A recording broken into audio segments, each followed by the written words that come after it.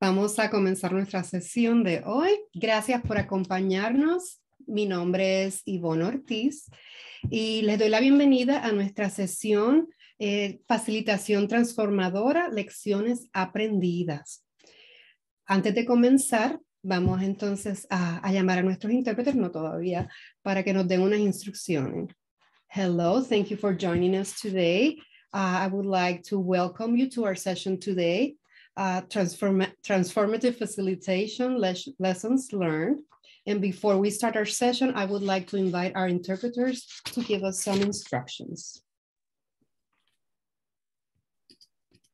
Hi, everyone. Good afternoon, good morning, depending where you find yourselves. Buenas tardes, buenos días, en donde se encuentran. Me llamo Emily y mi cointérprete hoy es Murtado. Representamos la Cooperativa de Justicia del Lenguaje Tilde y estaremos ofreciendo interpretación simultánea entre el inglés y el español. Hi everyone, my name is Emily and my co-interpreter is Murtado. We represent the Tilde Language Justice Cooperative and we'll be providing simultaneous interpretation for this webinar in English and Spanish.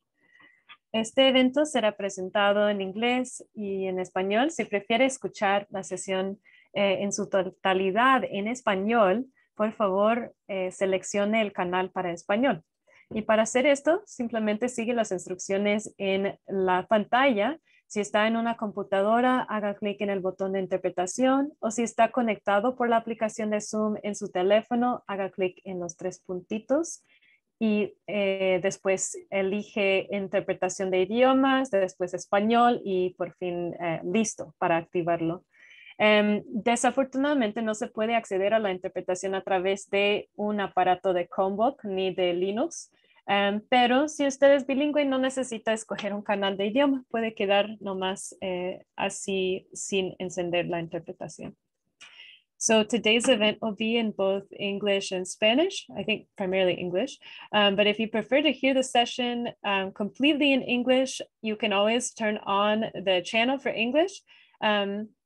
If you're using a computer, you just click on interpretation on the globe icon on the bottom right-hand corner and select English. Or if you're connected by the Zoom application on your phone, there's a few more steps. You click on the three dots, then language interpretation, then English, and then don't forget to hit done to actually activate the interpretation at the end. Unfortunately, interpreting is not available on Chromebook or Linux devices, but if you're bilingual, you don't have to worry about choosing a language channel. You can just hang out in the main room. Unos recordatorios, por favor, silencie su micrófono cuando no esté hablando y pedimos a todas o todes les presentadores que hablen despacio, por favor, especialmente si están leyendo. Y después de grupos pequeños tendrán que volverse a unir a su canal del lenguaje si es que salen a grupos pequeños. Just a few reminders for all of our presenters today. Please mute your mic when you're not speaking so we have a clear audio feed.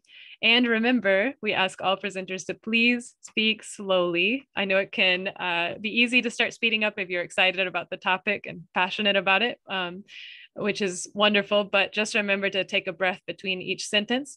And especially if you're reading, please try to slow down so we can keep up with y'all. And if there are any small group breakout sessions, just remember to rejoin your language channel when you come back to the main room.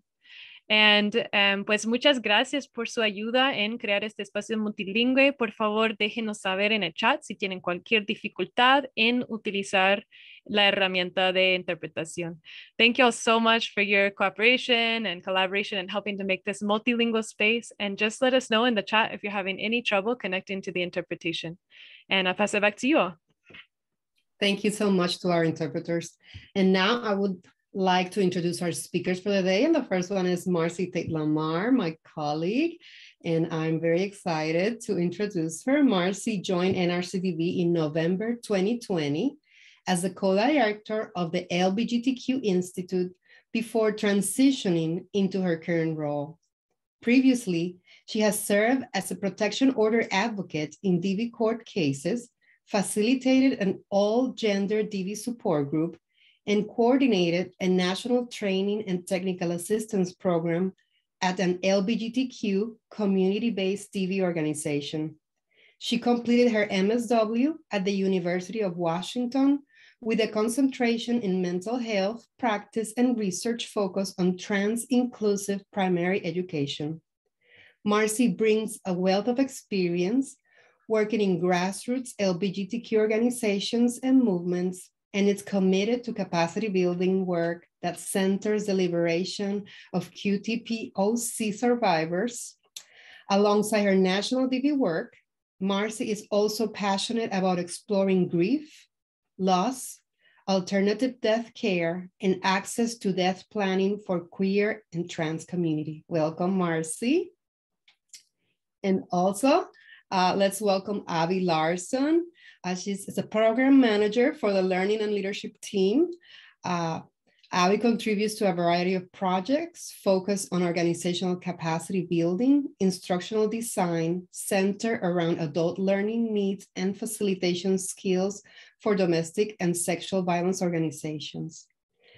Abby has worked in the gender-based violence field since 2011 and brings her passion for integrating sexual health education, harm reduction, community-centered responses to primary prevention of violence and reproductive justice with her. She received her master's in social work from UC Berkeley with a focus on strengthening organizations and communities. And I failed to mention that she is a program manager for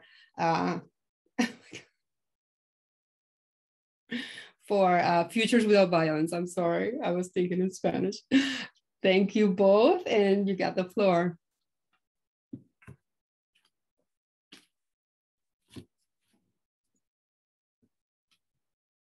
Thank you so much, Yvonne, for those wonderful and generous introductions.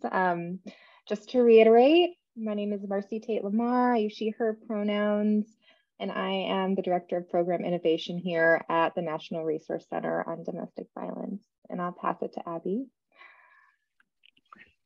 Hi, everyone. I just wanted to thank NRCDV for having me here with you today for this webinar. Once again, I'm Abby Larson, and I'm with Futures Without Violence.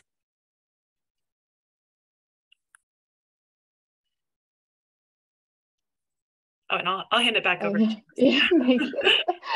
So to quickly introduce the National Resource Center on Domestic Violence, or NRCDV for short, we offer a range of free, comprehensive, and individualized technical assistance, training, and a number of resource development and materials to the field. Our mission broadly is to strengthen and transform efforts to end domestic violence, and we do this through our commitment to racial equity. Our logic model states that if we center the lives of survivors of color, in order to end systemic racism, we will attain safe and thriving communities. I'll pass it to Abby. And Futures Without Violence is a health and social justice nonprofit with a simple mission to heal those among us who are traumatized by violence today and to create healthy families and communities free of violence tomorrow. I'm on the learning and leadership team, and one of our primary focuses is centering learners. So we center adult learners through our transformative educational programs, strategies, and tools by doing trainings like this one that we're here for today, and some of the resources that we'll share later on in the webinar. All right, and we can go to the next slide. Perfect. So that brings us to this really central question: why virtual facilitation? Why are we focusing specifically on facilitation in a virtual space? And the response to that is that we know that in the course of the pandemic that we are still actively in, our services as advocates, as support group facilitators, as service providers has had to shift to the changing climate of supporting survivors in a number of different ways. But more importantly, to be able to continue supporting survivors flexibly. And so we bring you this content with that in mind, and as a core value of remaining accessible and being able to provide our services. And so we'll get into and this next slide, the goals that we have set for today. So first, we want to be able to offer concrete facilitation tips for virtual groups that support participation, engagement, peer support, and ultimately healing. We also want to address the challenges that emerge when we're confronting isms in your group, structurally and interpersonally. They're going to come up, and so we need to make sure we have containers that can address things like sexism, racism, homophobia, etc. And we can move on to the next slide. And our second set of goals for today, offering strategies to navigate virtual facilitation challenges. As we know, as we've seen today, tech comes with surprises, it comes with unexpected updates, it comes with features that could be beyond the scope of what we even need for a space. And it's important to be able to address that as they come. We also want to apply foundational principles and strategies to manage, again, those unique virtual facilitation challenges that have emerged in this new era of flexible support. And so with that, we have a question for all of our attendees in the room, and please feel free to just add this into the chat. We're not going to use the poll function, so find yourself in the chat. Who's in the room with us? Feel free to put the letter or the actual title that you come with. We have administrators, advocates, we have direct service providers, therapists, funders, researchers, TA providers. Are there others that we haven't, that aren't on this list? Feel free to add that to the chat as well. And do we have a chat monitor for today's session? Can someone yes. read aloud? Read aloud what we... Yes, so far we have a couple of TA providers, a couple of advocates or direct service providers. And that's all I see right now. Awesome, thank you. And feel free to, I'm sure they'll be trickling in, but thank you, good mix of folks. I hope you all come with questions, which is our next slide here, which is a question for the chat. What brings you here today? And what are you curious about? What are some things you hope we talk about? Feel free to add that to the chat.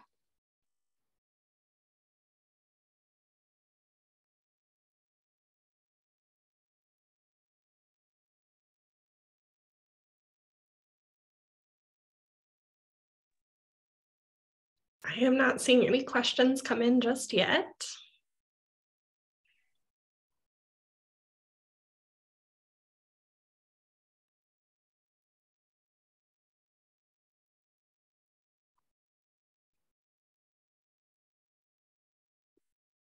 And give folks a minute, and that's okay. You're just here to be here. We love that too. And we will hopefully address any questions that arise throughout today's presentation. We did have one response in the chat, Marcy. Someone said to learn more about facilitating and what I can do for my group. And then a second question came in, what is transformational facilitation? Ooh, great questions. Awesome, and hopefully we'll be able to answer those, give you some clear guidance on what it is we actually mean when we're talking about transforming facilitation, especially in a virtual space. So let's get into some review. This is again a part two in an initially individual presentation just on transformative facilitation, but because we had a lot of folks asking really specific scenario type questions, we thought that having a part two that really speaks to some of the unique challenges that arise in this new virtual world, we thought we could be able to offer some really, important lessons learned, some brilliance just around what we've learned in our experiences as facilitators, as people who center, people who are learning skills-based spaces and educational work, to be able to offer that and create a discourse and a more robust dialogue around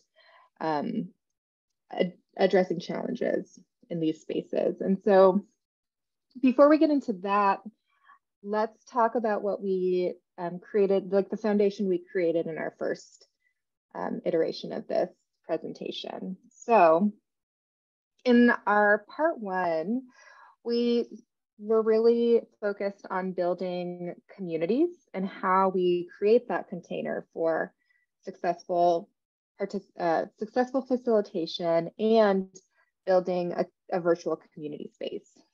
And so we focused a lot on preparing the space, making sure that you define the space clearly for participants. What is the purpose of the space? What are the expectations for being in the space? Really emphasizing ground rules for that space, creating feedback loops, clear instructions for technology, centering access and accessibility, and having the kinds of supports you need for people to be able to move smoothly through that space. And because we create survivor-centered virtual spaces, being clear and very absolute about confidentiality and containment within a virtual space. Around accessibility, this comes up quite a bit, especially as different platforms offer different accessibility features, but you want to be mindful about visuals, things like font sizes, screen reader capability. You want to make sure that you have a strong relationship with your interpreters, with your captioners, and that you are keeping those folks in the loop along the way as you receive requests and as technology changes, updates, develops new features. Around language justice, that's really like at a high level, we just want to make sure that we are creating spaces where every person has the right to communicate in the language that best conveys their ideas. And so we are modeling that today by having Spanish language translation and Spanish language on our slides. And then technology, as I mentioned, just making sure that you are clear about the features you'll be utilizing, understanding which features may limit accessibility for the space, and making sure that every participant meets the technology requirements, and if they don't, that you're able to accommodate those requirements for that participant. And lastly, around engagement, utilizing diverse modalities, making sure that if you are using the chat, that you are reading aloud responses so that for folks who may not be accessing visuals, who may be on their phone, they still get the full extent of who's on the call, who's participating, and what other engagement is looking like. And so that's like that's a brief overview of part one, but it's a good foundation to build from for the rest of today's session. And so let's move into challenges, and I'll pass it to Abby to take us through. Thanks, Marcy. Yeah, and we can move to the next slide. So the first type of challenges that we're going to talk about are technical challenges. A technical challenge is one that can be addressed with existing expertise, protocols, or operations within a single organization. So generally, that problem is well defined. The answer to that challenge is known, and it's pretty clear on how you can solve it, even though there might be more than one option. It's also something that can be contained within one organization.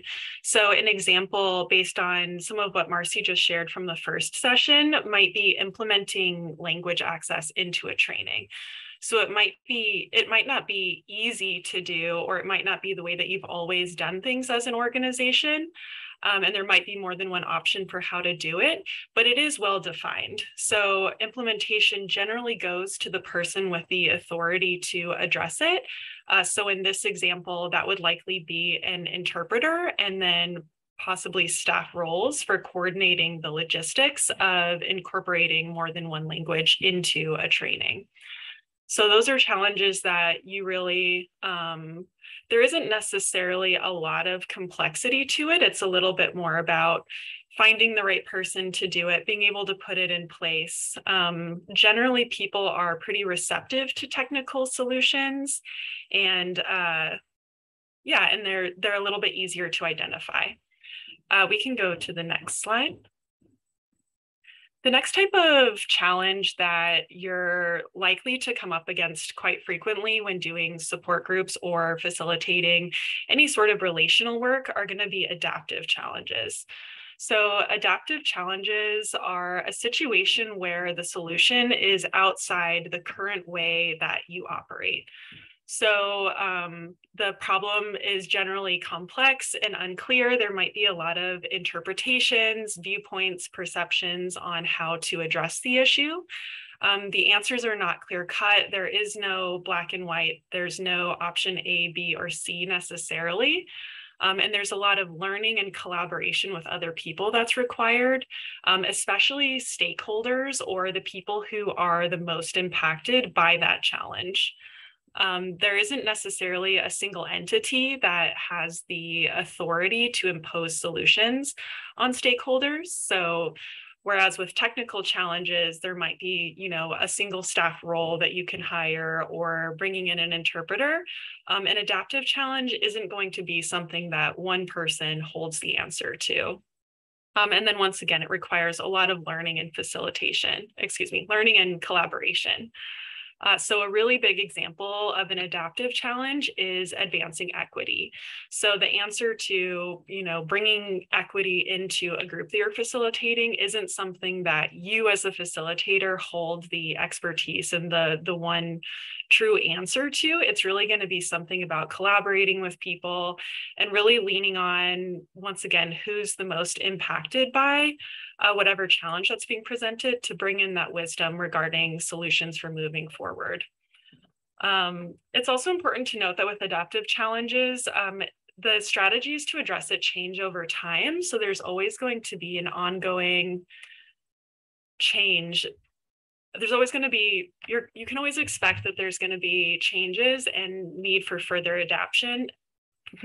adaptation as you think through solutions. So once you start to put maybe some ideas into place, that's going to present new adaptive worth.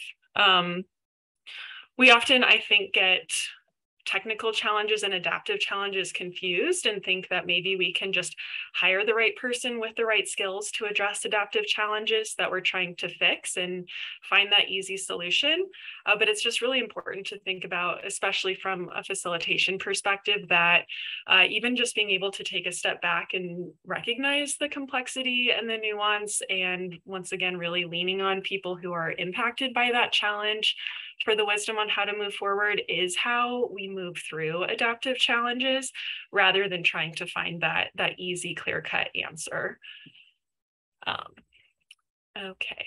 And before we move on, I wanted to thank the Interaction Institute for Social Change for the content for the next couple slides. They offer some really excellent trainings on racial justice facilitation that I would highly recommend. So we can go to the next slide. Continuing to think about challenges with facilitation and your role as a facilitator, I wanted to share this graph of different types of roles that you can take on in the context of a group. So this shows the level of content that you're bringing in as a facilitator versus the process that's involved. So in the context of a support group, you might be fitting into any one of these categories.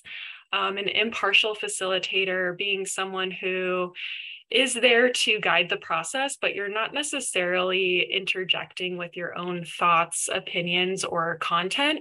You're just there to move the process along and make sure that people who are participating are able to feel safe to share, feel like they are in a space that has some of those aspects of a container that were addressed in the first session, or that it's accessible and that people are able to feel comfortable to share in the space.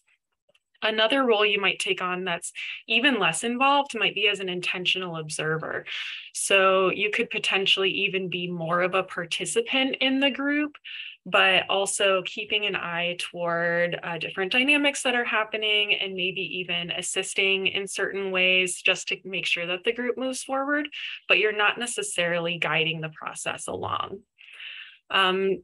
Another example would be someone who's less involved in the process, so building the container, but might be bringing in more content expertise. In the context of support groups, this might be more like a psychoeducational group where there's an aspect of curriculum and you're teaching about something like maybe healthy relationships or different signs of abuse and how to address that. And then there's also a level of processing and personal sharing that's happening. But as a facilitator, you're also bringing in that content that you're planning to share, in addition to asking open-ended questions and bringing in what the participants are bringing to the group. The final one up here is an invested facilitator, and that's someone who does have content that they're bringing, and they're also really involved in the process of the group too. So it might be less oriented towards imparting information or knowledge on the group, and more so having a clear direction of where you want the group to go. So that will be very pointed, open-ended discussions that are aimed at getting responses from the group that are a little less guided towards wherever the group takes it, and maybe in more of a general direction that you, as a facilitator, have designed to start out with. So an example of that would be, if we're going back to the group on healthy relationships example, you might not have content about what a healthy relationship looks like, but you might ask pointed questions about participants' experiences with their relationships in the past. Another way that invested facilitation shows up a lot is if you are doing work around isms. So for example, doing racial justice facilitation, you might show up more as an invested facilitator. So you have a clear direction of where you're hoping the group would go, which would be towards racial justice, versus an impartial facilitator might not intervene in the same way and would leave the group to be a little more open-ended, which might not be appropriate in all situations, depending on what the overarching goal is of the group.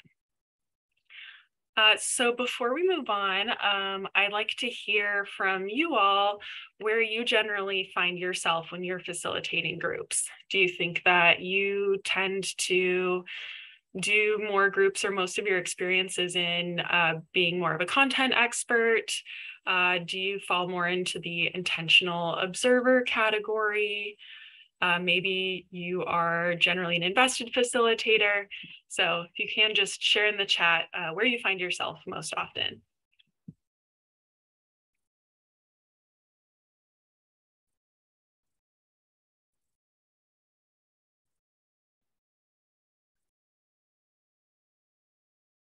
And while you're thinking about that, I'll just share another example that I would say right now, I would consider myself taking on the role of content expert, only because I'm sharing information that Marcy and I have talked about ahead of time that we'd like to bring to the table with you all.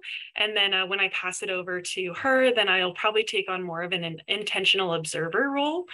So that's an example of some of the ways where you can show up in more than one role in one session. Hi, Abby, this is Kim. We have a few responses in the chat.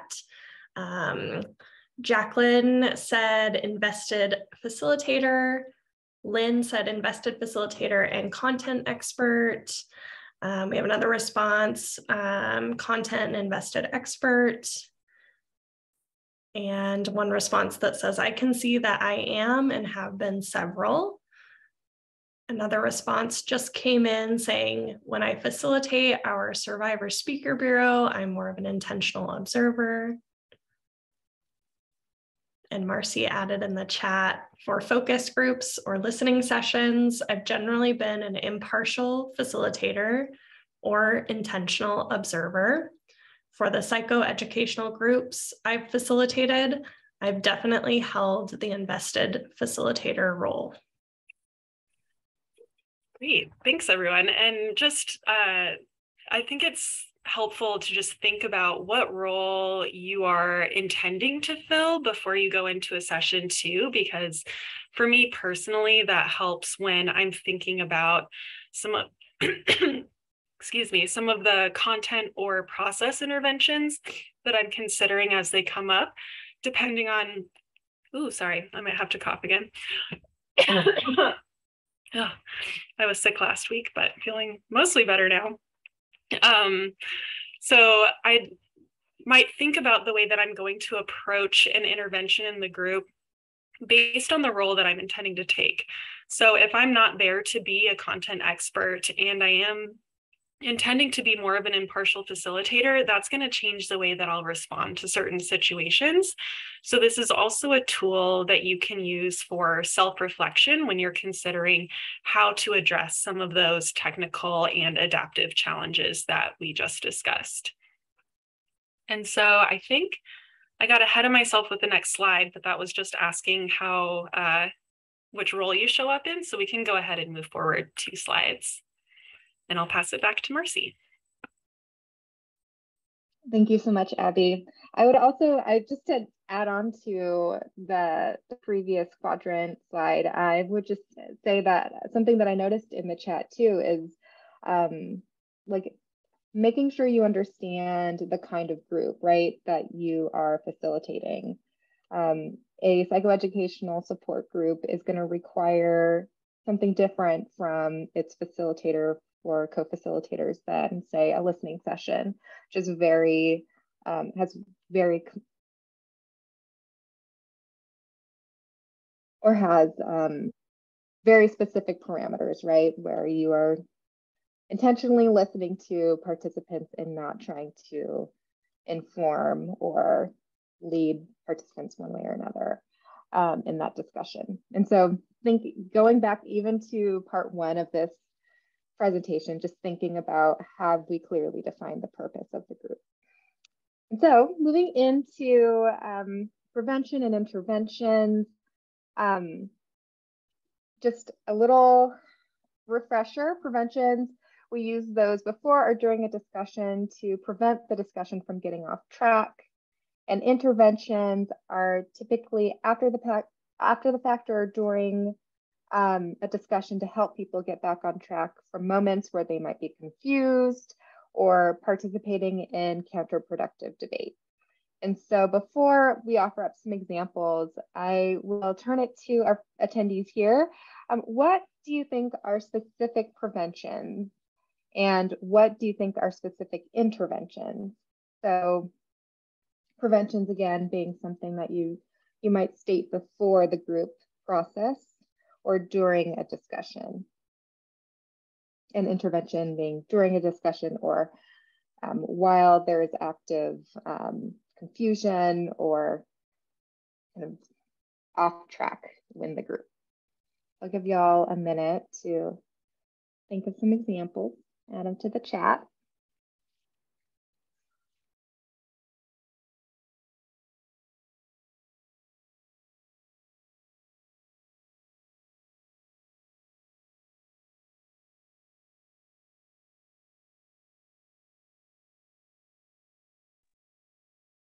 Hi, Marcy, this is Kim. We have one comment that's come through so far that says prevention would be starting with a focused topic or discussion question. Yes, exactly. That's a great example.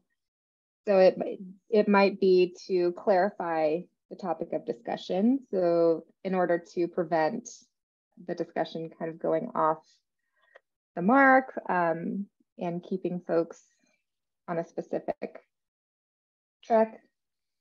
And I'm seeing in the chat our group agreements prevention. That's actually a great example, Yvonne. Group agreements clarify the purpose of the space, and they clarify kind of the rules of engagement, for lack of a better term.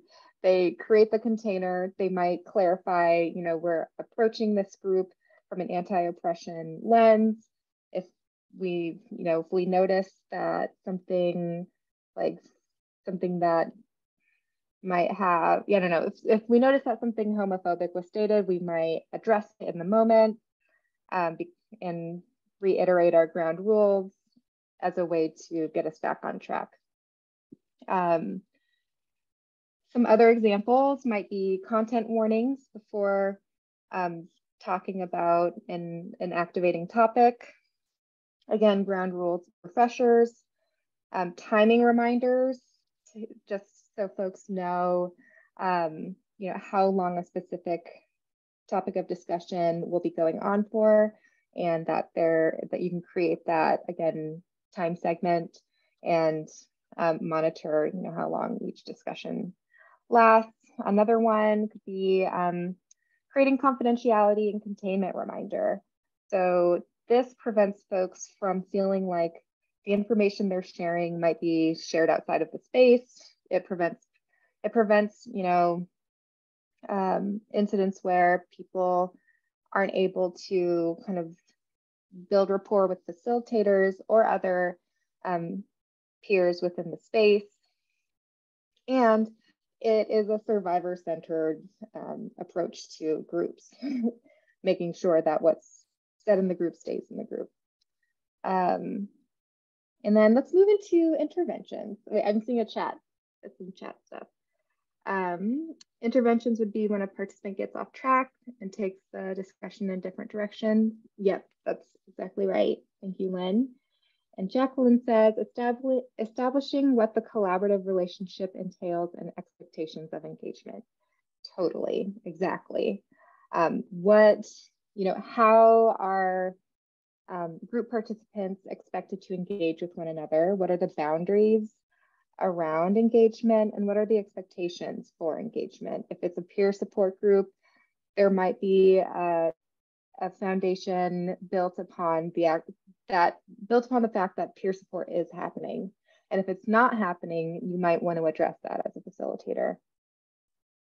So moving into intervention, this is a process where you step in during the discussion or after the discussion to help folks get back on track.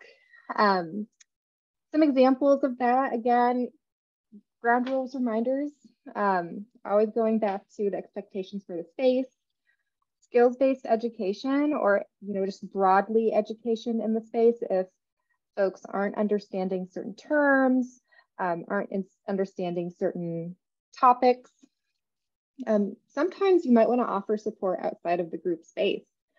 So if you're seeing that something is going to be a bit more in the weeds to address, it might just make more sense to speak to a participant or certain participants one-on-one outside of the space where you can offer a more robust context or response to that question.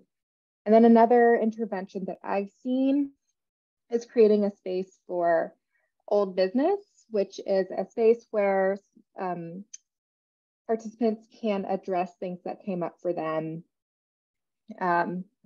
during some part of the group that went off track. And then, are there any other examples that folks can think of different kinds of interventions for a group?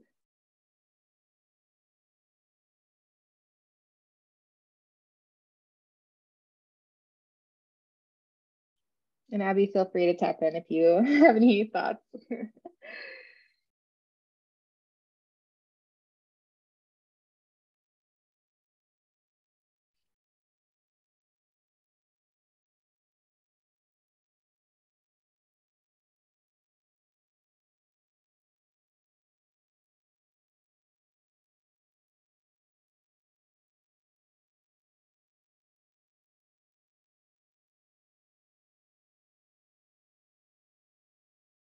Well, you can move on to the next slide. We can offer some good examples.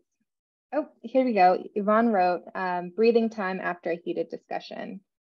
That's a great example, and one that I didn't actually address, which is like a somatic moment to regroup, like just physically. Great example. Thank you, Yvonne.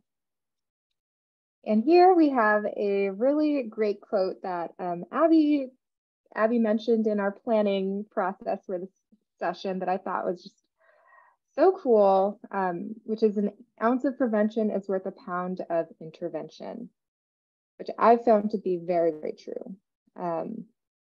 When you are able to prepare a space in advance, you find yourself having to respond less to crisis. You find yourself having containers that are clear, having participants who know what to expect and how to offer feedback. You want to create those clear feedback loops, and your interventions generally become more successful because you have a plan in place. And with that, we can move into the next slide, which is getting into prevention and intervention. So these are examples referencing the slide a couple slides before, which are examples for how you can create good prevention processes. So you can get your group agreement up front on what we're going to do and how. So that means creating an agenda, perhaps a curriculum. It means you have working agreements, so that working agreements / ground rules, so that folks know what to expect and how to participate. You want to clarify the process, so what it looks like to be a part of the group, how people should expect to engage with the group, and what to do if people have feedback, are activated, all of the things that come up in an in-person group. You want to make sure that you're creating that for your virtual group. And that can look a lot different depending on what features are available on the virtual platform you're using. But ultimately, you do want to clarify the process for all participants. And then get ready to define terms.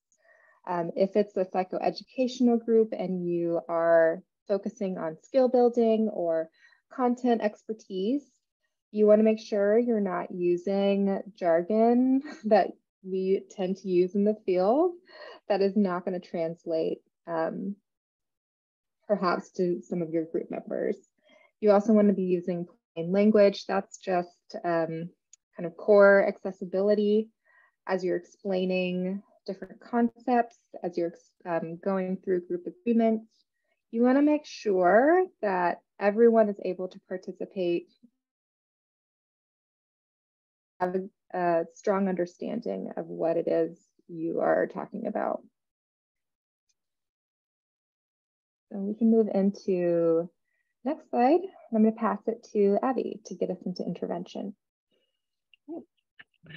All right, thanks. Yeah, I was holding off to share some examples because I knew I'd have quite a few for you in just a minute.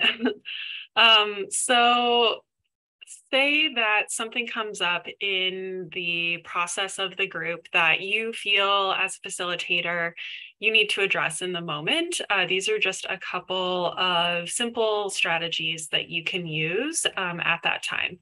And I think some of these seem really simple and maybe even kind of obvious, but in the moment, they're really effective and impactful. And sometimes I'll just speak from my own experience. If I get really nervous on how to address a moment, even just taking a second to breathe has a huge effect on my ability to figure out how to move forward.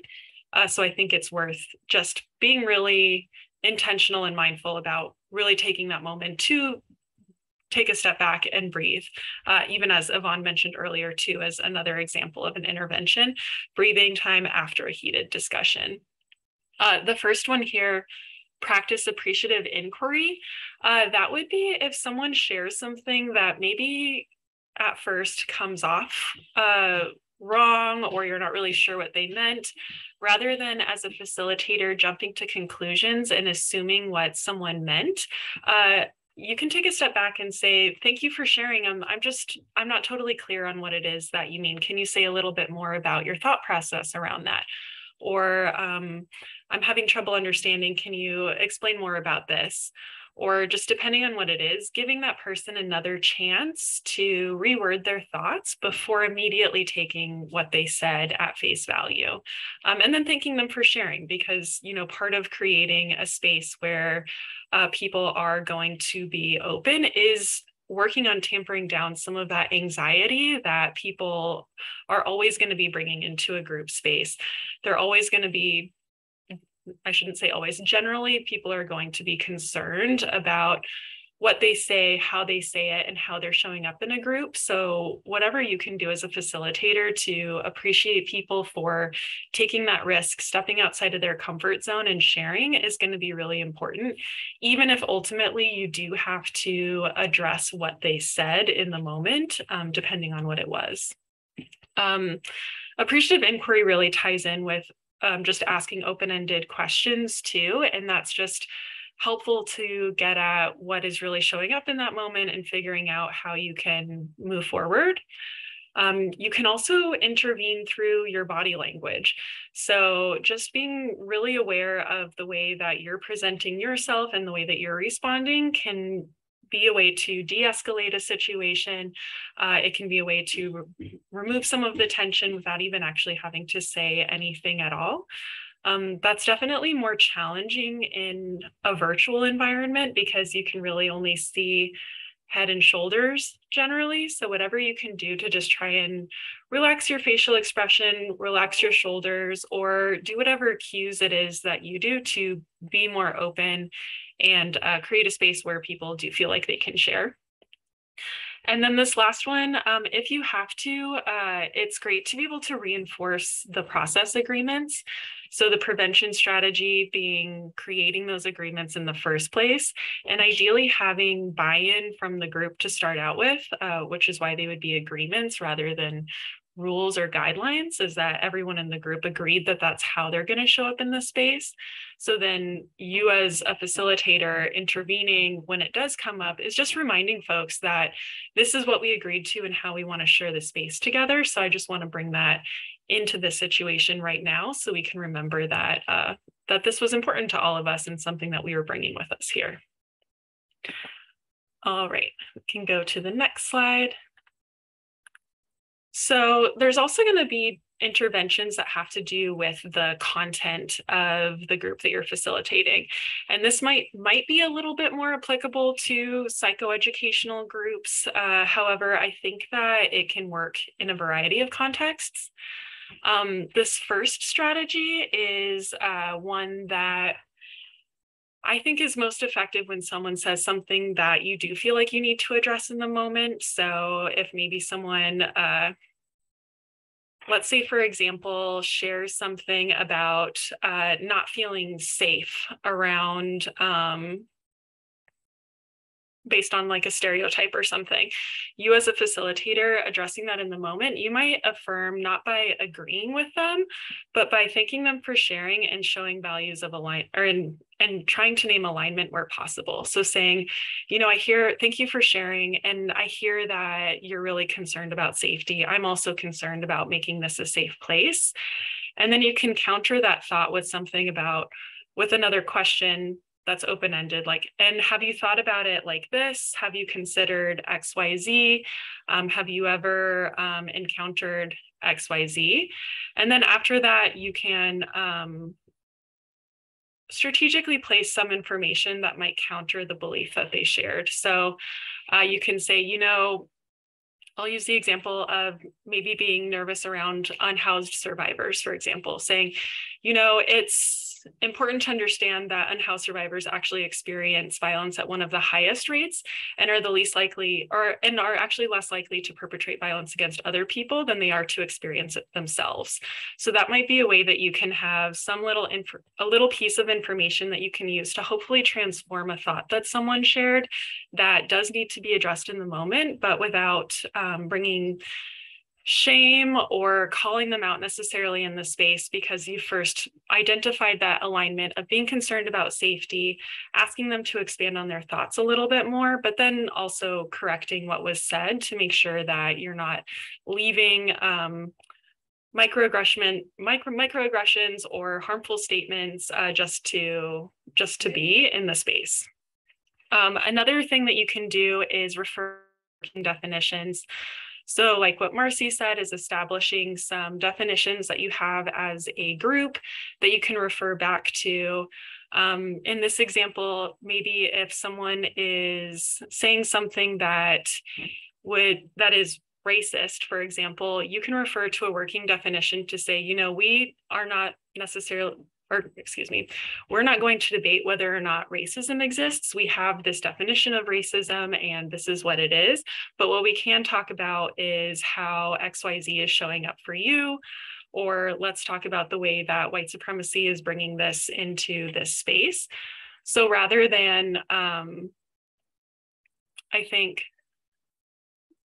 letting the situation take a left turn into talking about whether or not this very well understood aspect of harm that hurts a lot of communities exists, you can rely on a working definition of that and then explore how that's maybe showing up in a space, or let someone talk through a little bit more about how it's impacting the space for them, but not whether or not it exists.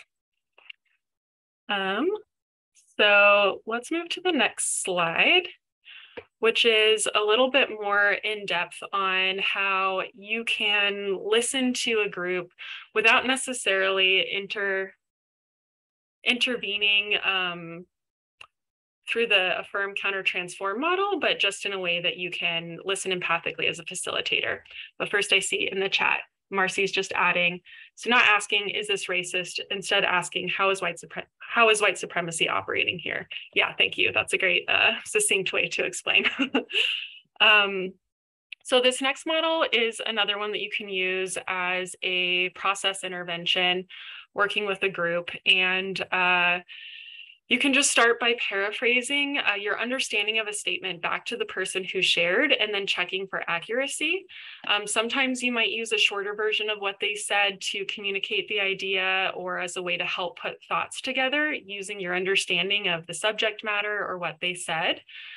Sometimes it might be more appropriate to directly reflect back exactly what was said and then ask for clarification, but other times it might not be appropriate to reflect back exactly what they said.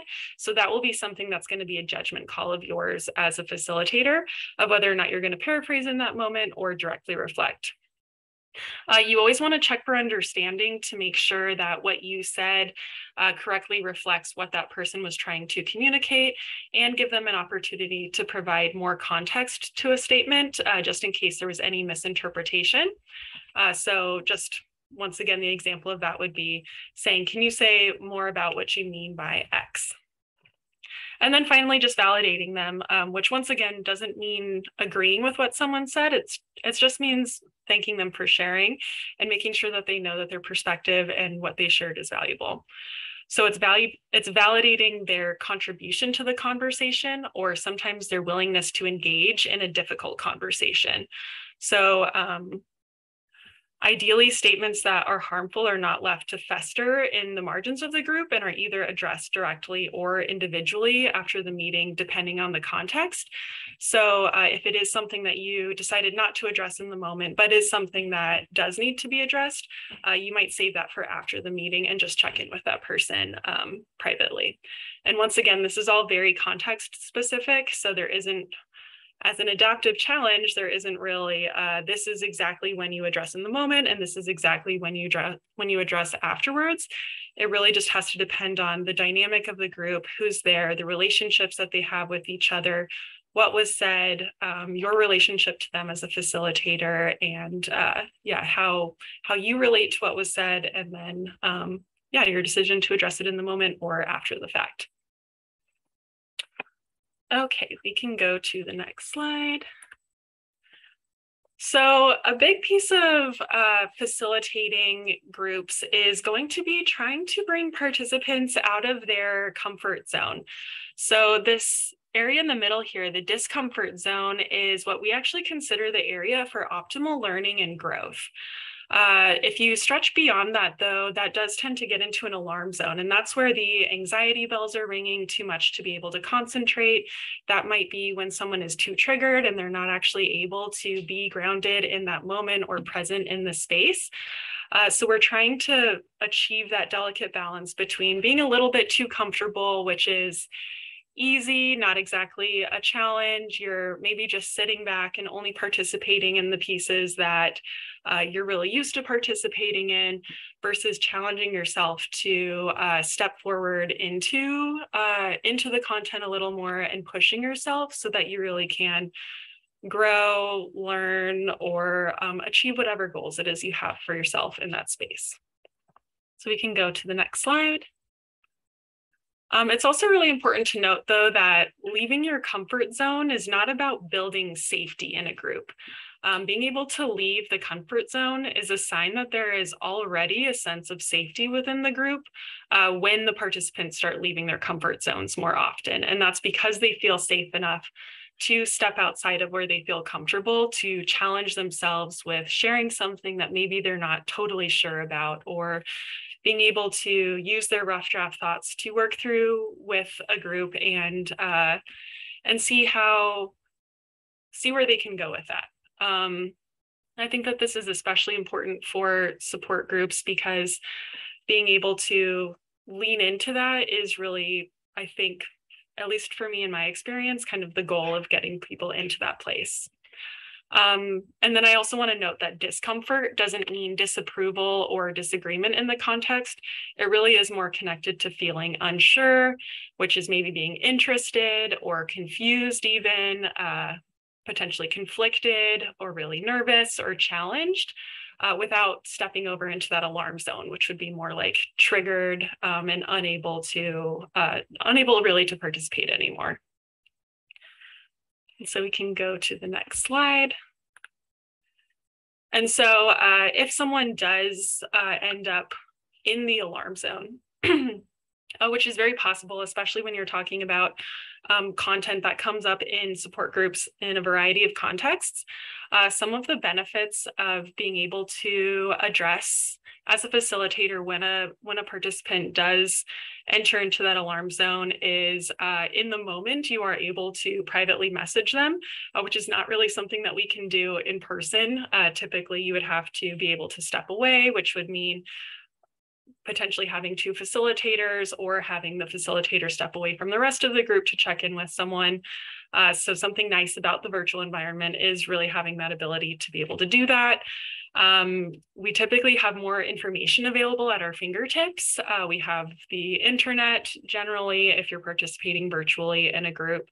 So you might be able to rely on some of the resources there to help guide you through the situation as a facilitator, or to offer to the participant as a means of support. And then also, for the participant, they can turn their camera off too, which is a really nice feature that you can't do in person necessarily. You have to, physically step away. Whereas in a virtual environment, nobody really knows, if you're just going to have a bio break, you're getting a snack, or if you're turning your camera off because you need to take a breather and recenter yourself.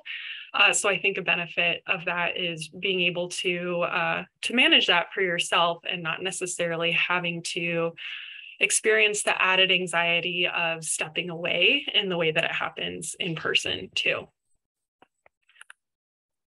All right, so, actually I have one more slide, so we can go to the next one. So with the benefits also comes challenges. So some challenges of addressing that alarm zone, if it does come up in a group in a virtual environment, is it's really challenging to read body language. As I was saying earlier, we generally only have head to shoulders if cameras are on. So the other side of being able to turn your camera off is that the facilitator then really has a hard time being able, I mean, it's basically impossible to read body language when cameras are off. So as a facilitator, it might be more challenging to even pick up on where participants are and how they're doing if you're not able to actually see them. A poor internet connection can also really affect the ability to be able to address challenges in the moment, especially if someone's coming in and out, or if you're coming in and out as a facilitator. If the audio is muffled, you're not really able to understand each other. That can really get in the way of being able to have a really truly relational moment in a really sensitive time if someone is really pulling back and not able to ground themselves. You can't see everyone, so not everyone will have their cameras on, but it's also just not the same as being in a physical space with people. So that's not to say that it's impossible to see everyone or find ways around that. It's just an added challenge. And then another challenge would be that as a facilitator, you are completely removed from the participant's physical space. So you really don't have any sort of control or say or really ability to influence their physical space around them, which creates a challenge for being able to bring people back into their center. Once again, not to say that it's not possible, it's just something that creates a challenge that that I think takes some practice and some work within your group of how you want to address that together, potentially some safety planning, depending on the context of how you want to figure out confidentiality and privacy when people are attending the group, or any other aspects of their environment that could potentially put them into the alarm zone, even outside of the content of the group that you're facilitating. So with that, I'll hand it back to Marcy to talk about trauma-informed facilitation. So thank you, Abby. That is all to say that it feeds into our approaches to actually facilitating this space when we consider the benefits and we consider the challenges. So let's go through some of these points here. So we want to realize the widespread presence of trauma. That is the truth, that is the reality. We need to make sense and make meaning of that reality as we are moving into facilitation. We want to recognize the elements of trauma and how it impacts lives. We want to respond by incorporating an understanding of trauma-informed principles. And we want to resist re-traumatization by examining and modifying potentially harmful practices. Now, before moving into our next slide on this, what are some examples that folks have around any of these points? Like, how might a facilitator intervene?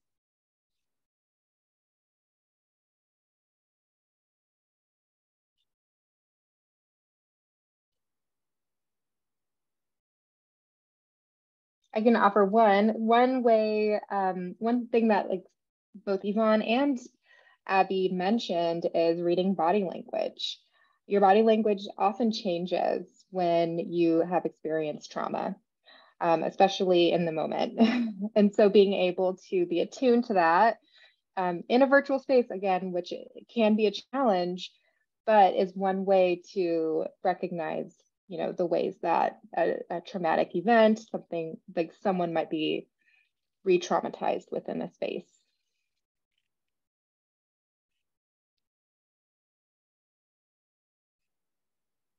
And then I guess another one too, if we're talking about realizing, is to normalize that trauma happens. Like just have messaging that does normalize trauma. That way, when someone is experiencing trauma or re-traumatization, that there is that they feel safe to acknowledge that they feel safe to reach out, and that they feel that there is enough of a relationship or relational dynamic between themselves and the facilitator to ask for what they need. And then in the chat, we have some responses here, acknowledging the participant. So it's important like Abby said, to do some validation, to say, I see what's going on, I hear you. How can we move forward? How can we address what you're experiencing right now?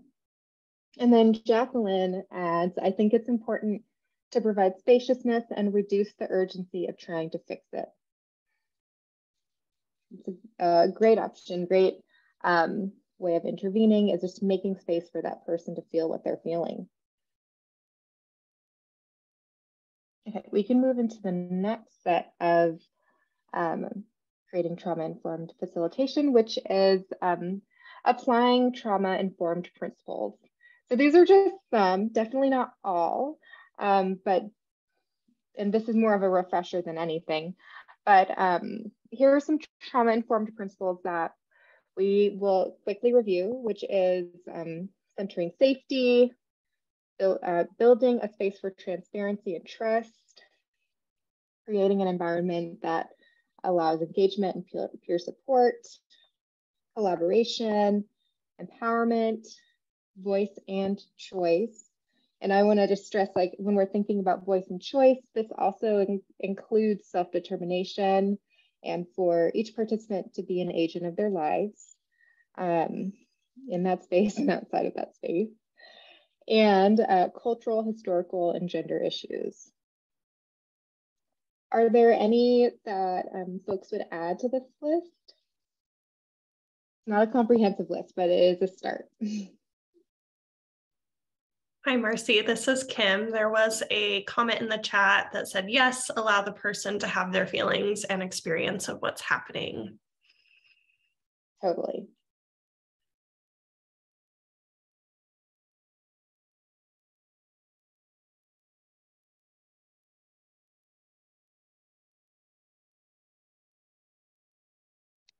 Okay, we can move on to the next slide. If folks have other thoughts about trauma-informed principles that they like to apply in the spaces that they're creating, feel free to add to the chat.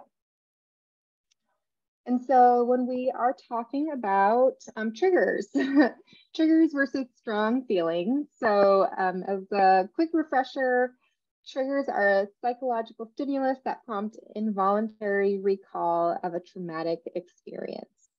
And these strong feelings, on the other hand, are uncomfortable and upsetting related to the moment. And there's a spectrum of feelings.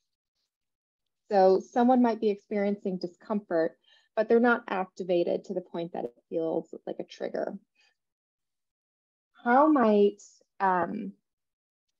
this be a point of discussion or something to address in a group space? This is open to the chat.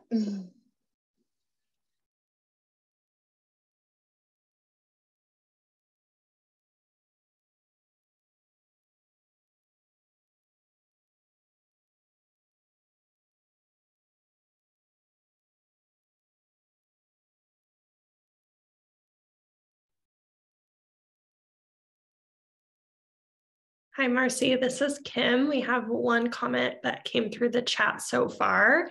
It says, I would add to allow people to feel a sense of freely bringing their whole self versus their role self.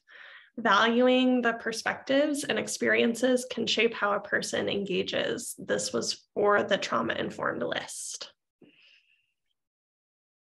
Oh, thank you. That's a great addition. Making sure that people don't feel bound by roles around like just peer support, that folks feel like they can actually share and receive support, but also that people feel like they don't have to necessarily censor themselves, and that you'd create an environment where folks can share, build relationship, and be vulnerable. That's another piece of that transparency and trust, which is also on that list. So thank you for that comment.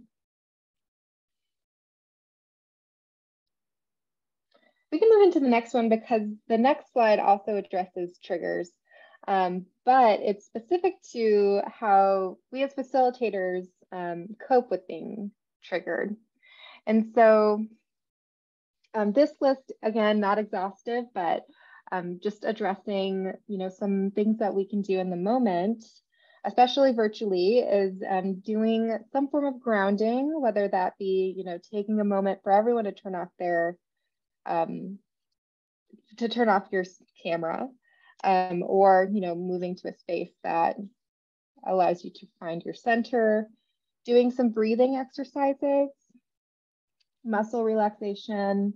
A lot of these, again, are somatic. It's about coming down and finding a place to reach your center, feel grounded, and feel more present.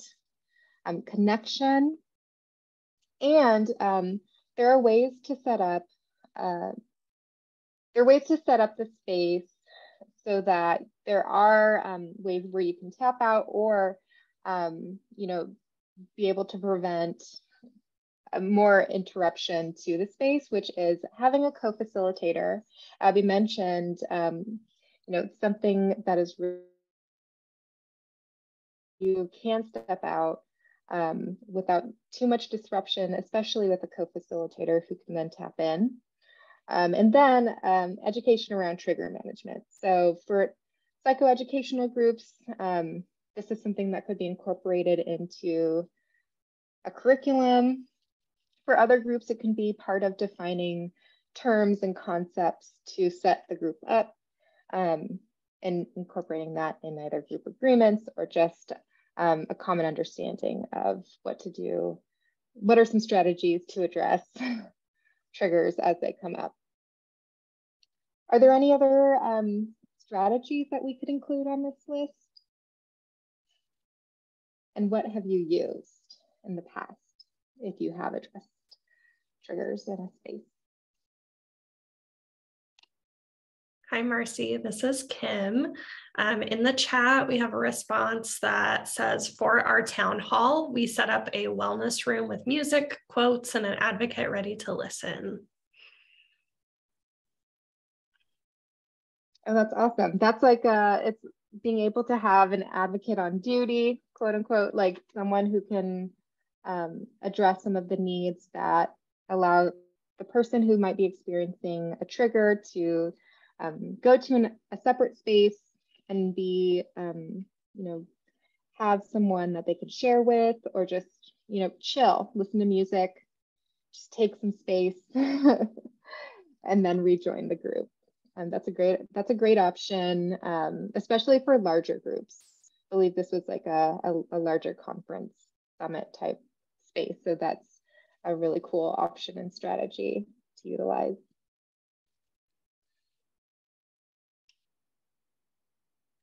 And feel free to keep adding to the chat. We can move into lessons learned and takeaways. And actually, before I move into that, I see a comment that just popped up into the chat I would love to read aloud, which is, this is a great reminder that we are human. I realize how triggers show up in my body without remembering it happens during virtual meetings, although sitting down and having little movement, unlike being in person, where things may be picked up more quickly.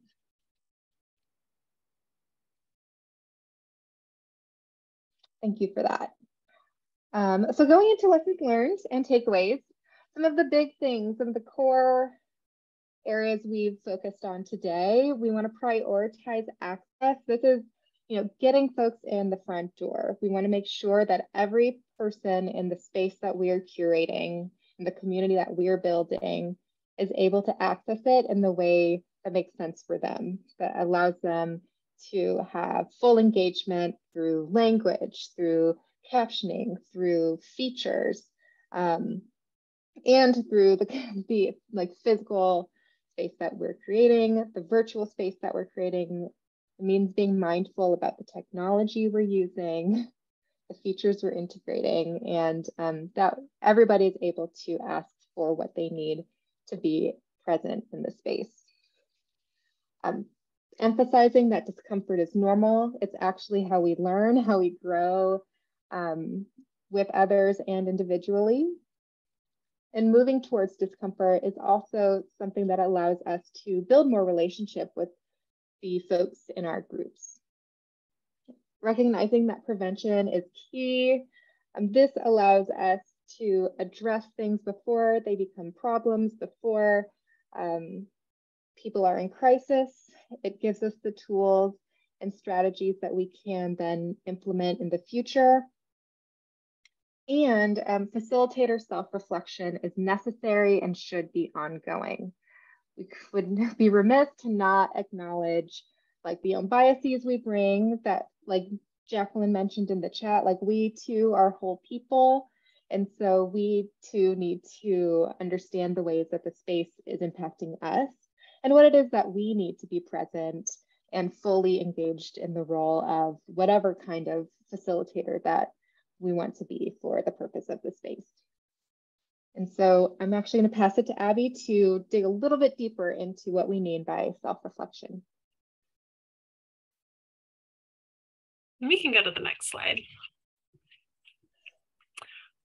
So yeah, just building on what Marcy said, it's really important to think about as a facilitator, how aware you are of your own feelings when you're interacting with group participants.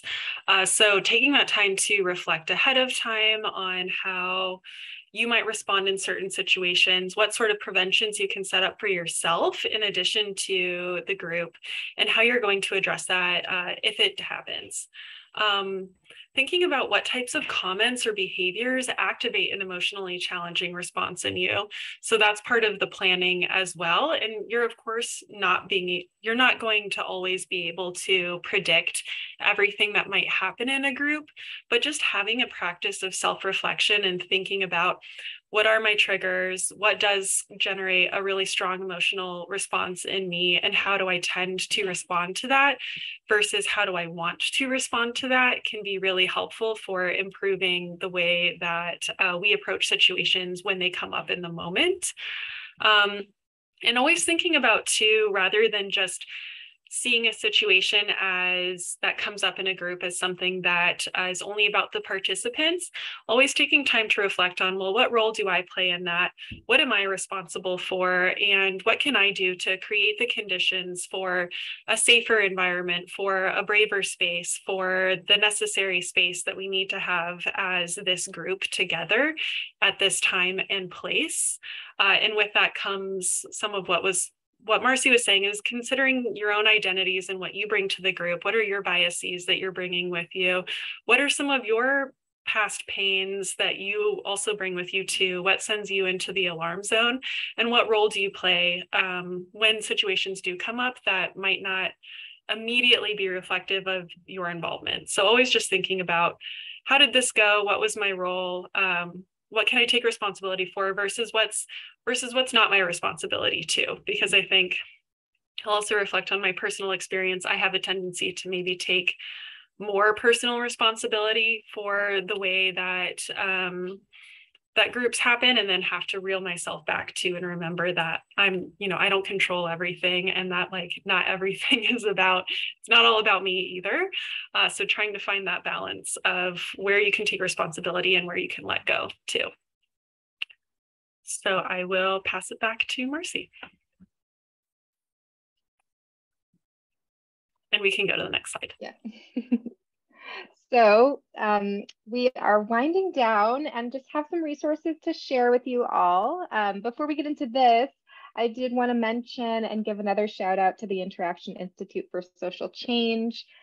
We'll be sure to send a link to their website and materials that we've referenced today in the follow-up email.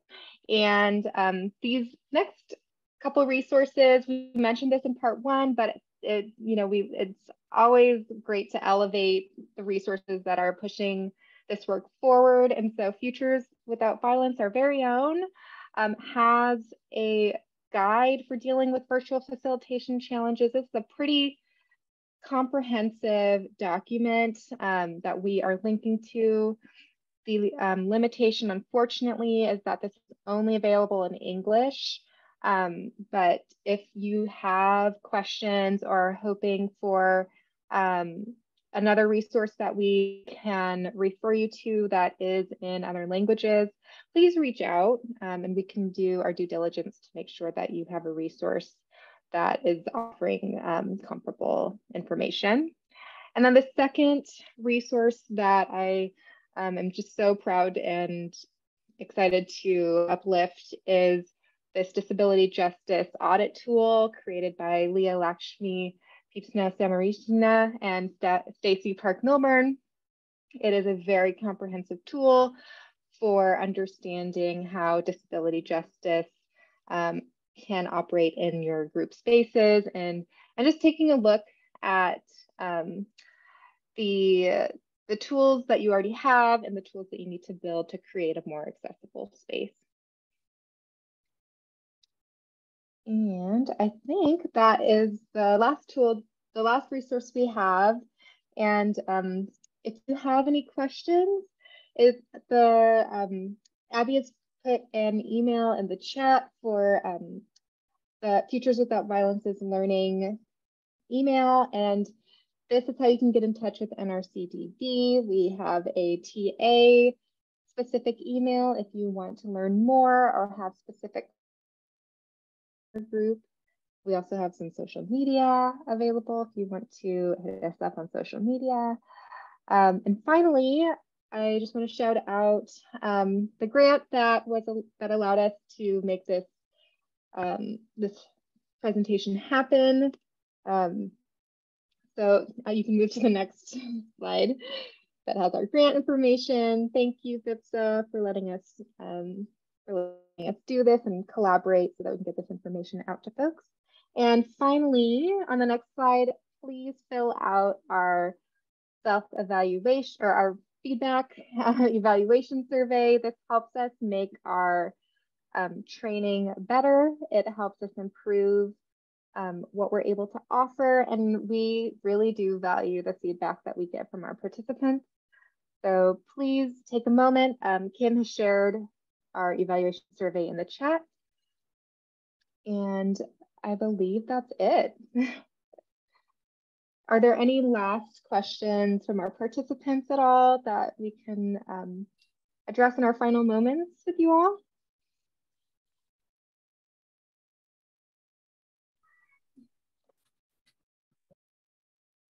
Hi, Marcy. This is Kim. I'm not seeing any questions quite yet, but some gratitude. Cassandra said, thank you so much. This was fantastic. So much incredible information. Jacqueline said, this is wonderful. Thank you all. Appreciate it. And a big thank you to Abby. Futures, this was a labor of love from both of us. And it was really great to be able to collaborate on this content. Yeah, same. Thank you everyone for coming, and it was really great to work with you on this, and yeah, it's happy to get the information out there. And please feel free to reach out to that email too, just with any questions as well. I'll add it in the chat again. I want to thank you both. This was a great presentation, and even when you are hosting, to be able to learn and be able to be in community was wonderful. So I thank you both for your, putting together this presentation for us. Thank you, Abby. Thank you, Futures, for all the great resources that you guys share with our movement. And Marcy, wonderful job. Thank you so much. Everybody else, thanks for joining us. And please answer the survey, and the link is in the chat. And I want to thank also all of our interpreters. Thank you so much for making our space accessible, and to our NRCDV staff for always, for always doing their best when we have a training event. So thank you, and see you the next one. Bye, everyone.